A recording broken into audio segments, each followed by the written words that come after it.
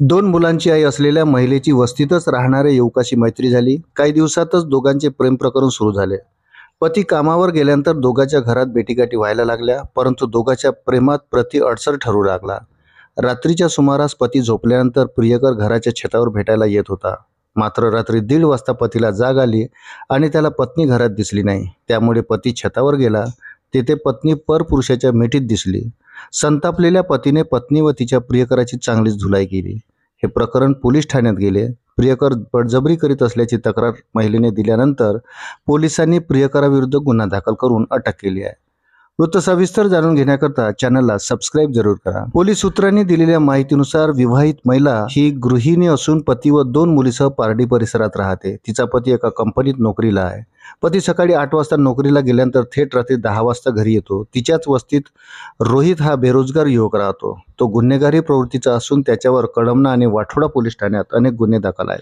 वस्तीतील एका लग्नात दोघांची ओळख झाली तेव्हा दोघांनाही एकमेकाचे मोबाईल नंबर घेतले.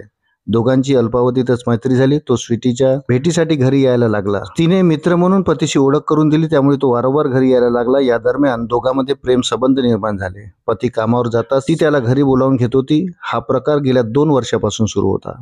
पत्नीचा मित्र असल्यामुळे पती दोघांच्या नात्यावर संशय घेत नव्हता. दोघांचे एवढे प्रेम घट्ट झाले की दोघेही एकमेकाशिवाय राहत नव्हते. रोहित आणि स्वीटी हे दोघेही मध्यरात्रीनंतर घराच्या छतावर भेटत होते.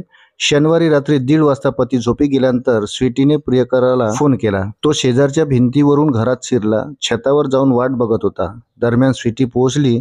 दोघेही एकमेकांना मिठीत घेऊन गप्पा करीत होते. दोघांच्या गप्पा रंगल्या असतानाच पतीला जाग आली. पत्नी घरात नसल्याचे दिसल्यामुळे तो तिच्या शोधात छतावर आला. छतावर दोघेही नको त्या अवस्थेत त्याला दिसले. त्यामुळे तिच्या पतीचा पारा चढला.